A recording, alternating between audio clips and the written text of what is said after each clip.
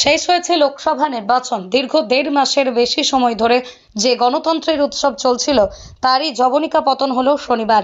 আর নির্বাচনের শেষেই বিভিন্ন বুথ ফেরত সমীক্ষা বলছে এবার ফের একবার বিজেপি সরকার ক্ষমতায় আসছে। এমনকি পশ্চিমবঙ্গেও বিজেপি এবার তৃণমূলের চেয়ে বেশি আসন পেতে।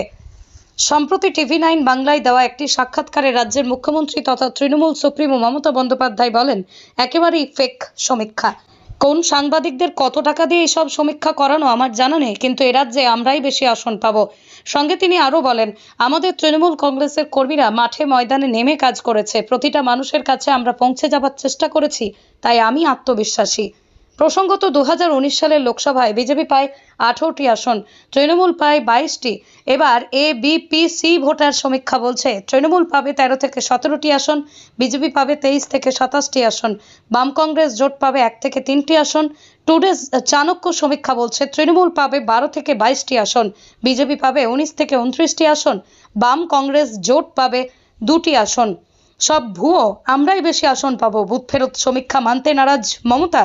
রিপাবলিক টিভি P-Mark সমীক্ষা বলছে তৃণমূল পাবে 20টি আসন, বিজেপি পাবে 22টি আসন। তবে নজরবন্দির সমীক্ষা অনুযায়ী তৃণমূল পাবে 23টি আসন, বিজেপি পাবে 16টি আসন, বাম কংগ্রেস জোট পাবে 3টি আসন।